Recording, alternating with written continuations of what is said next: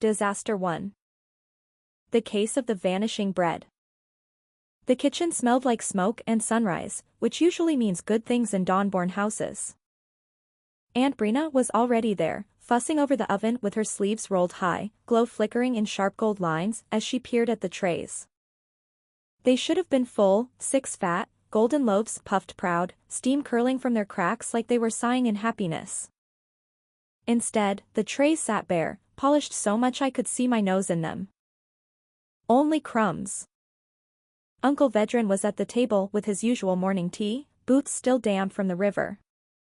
He always came in this time to thaw out after fishing, dripping puddles on the floor no matter how many times Aunt Brina told him to leave the boots outside. His glow was dim and steady as a banked coal, quiet after the river's pull. And me? I was already chewing on half a berry tart I'd swiped earlier, but my eyes kept sneaking back to the trays. Just one crumb. One little taste, for research. I reached out, slow and careful. Kelri. I nearly swallowed the tart whole. Aunt Brina's voice snapped across the room, sharp as kindling. She was standing by the oven, arms folded so tight her shawl creased under her elbows. The glow under her skin flickered hot and bright, dawn-born light always does that when we're mad, and if she pressed a finger to my forehead right then, I think I might have popped like a berry. She didn't look at the trays. She looked straight at me. It's just a tart. I blurted, holding up my sticky fingers like that would prove something. Aunt Brina didn't answer right away. She tapped the edge of the tray with one finger, tap, tap, slow and measured, the way she does when she's deciding whether to scold or boil someone alive with words alone. Where is my bread? My throat still burned from swallowing the tart too fast. I coughed, sparks crackling uselessly from my fingertips.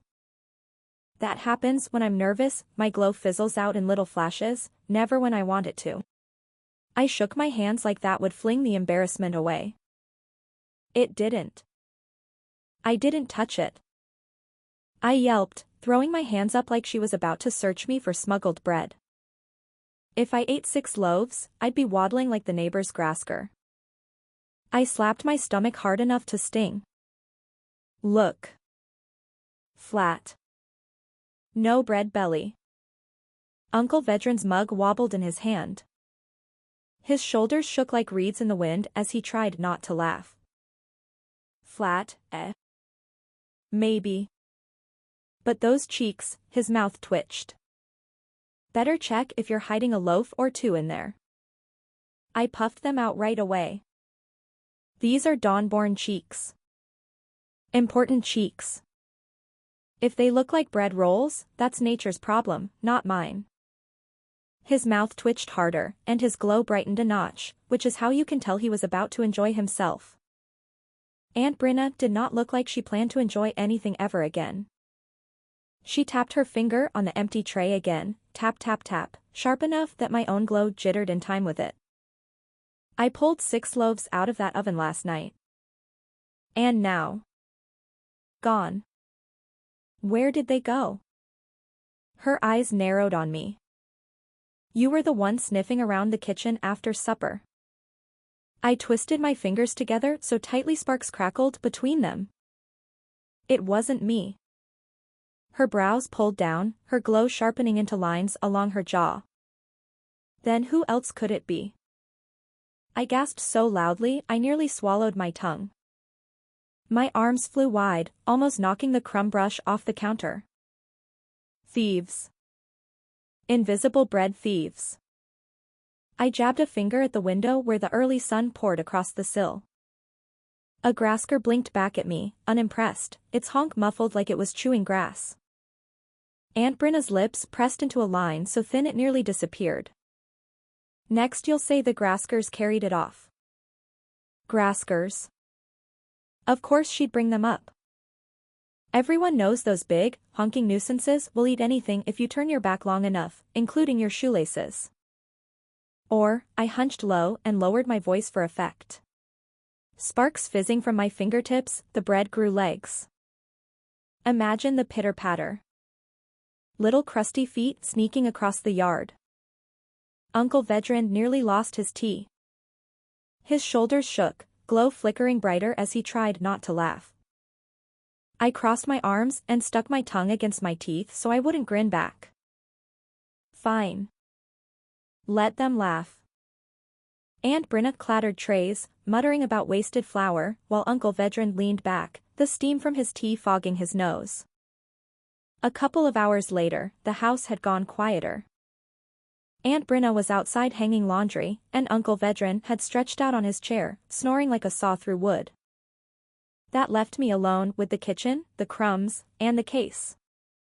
If I could slip into the Thalen now, maybe I could prove something, not just that I hadn't taken the bread, but that I wasn't hopeless at everything. Adults use it without even thinking. Uncle Vedran naps through half of Brenna's scoldings thanks to it. I planted my fists on my hips, puffed out my chest, and tried to do what they do, quiet and easy, like shrugging on a cloak you didn't even know you owned. For me, though, it was never quiet or easy. My glow twitched and fizzed as I sucked in a breath and willed myself smaller, dimmer, forgettable. For one glorious moment, Aunt Brenna's eyes slid right past me as she crossed the yard outside. I grinned. It worked. Then my stomach growled. Loud.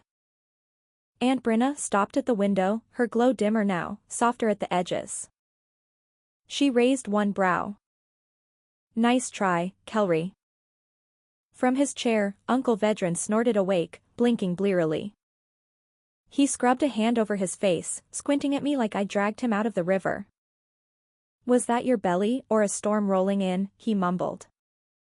His mug tilted dangerously in his hand before he caught it and set it down. His gaze lingered a second longer, and his glow flickered low, like an ember catching wind. Funny thing, he muttered, voice half slurred with sleep. Room went awful quiet for a moment, then you ruined it. He leaned back, half smiling. Next time, teach your stomach the trick. A small chuckle escaped him before his head tipped to the side and his snores started up again.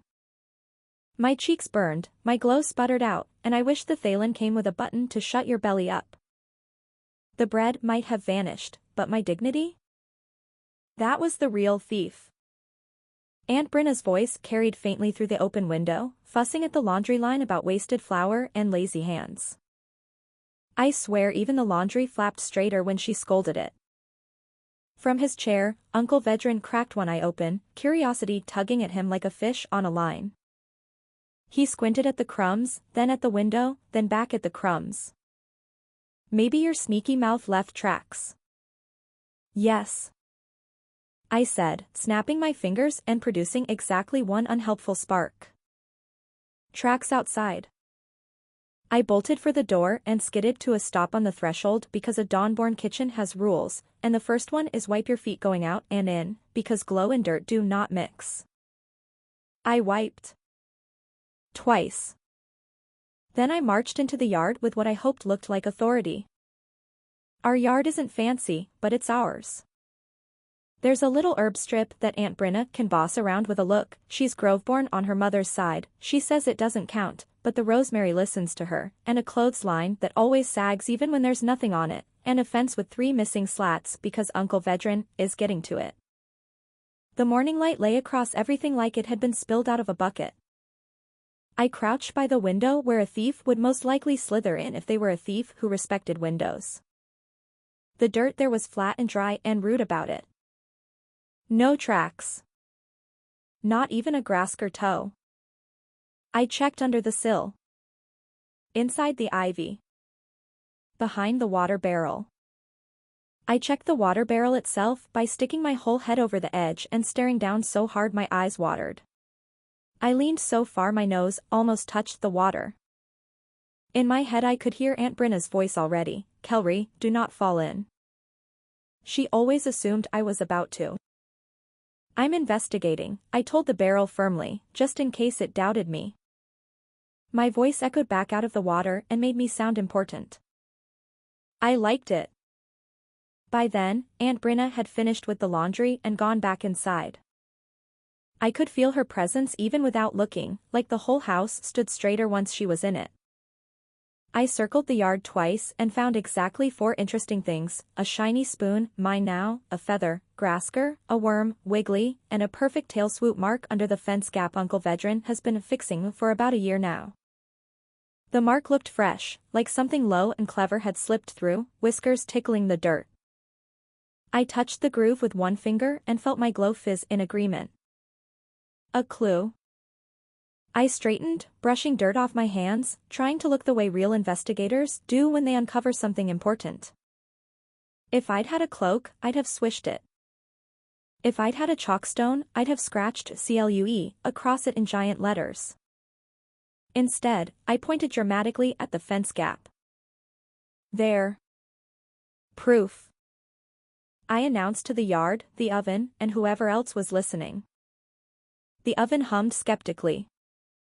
A Grasker honked, like it doubted me too. Behind me, the kitchen door creaked. Uncle Vedran leaned in the frame, mug dangling loose in one hand. His glow was still dim, but it warmed as he watched me, the way embers stir when the wind pokes at them. His lips twitched once, like he was chewing back a laugh. Proof, huh, he said, scratching his jaw. Funny how proof usually looks a lot like dirt. It's not dirt. I shot back, stamping my foot next to the mark. Sparks popped from my heel like punctuation. It's a trail. The thief came this way. Uncle Vedran lifted his mug in a lazy salute, like he was toasting my nonsense. Above him, the shutters shifted. Aunt Brenna's outline glowed against the curtain, arms folded the way she does when she's waiting for you to hang yourself with your own words. She hadn't joined us, but she didn't need to. Her glare could travel through walls. Fine. Let her glare. Let them both doubt me. I puffed out my chest, sparks fizzing in my palms like fireworks. I'll prove it wasn't me. I'll catch the thief myself. The oven hummed louder. The Grasker honked again. Even Uncle Vedran's mug clinked against his teeth like it was holding back a laugh. Which meant, obviously, that this was now officially my case.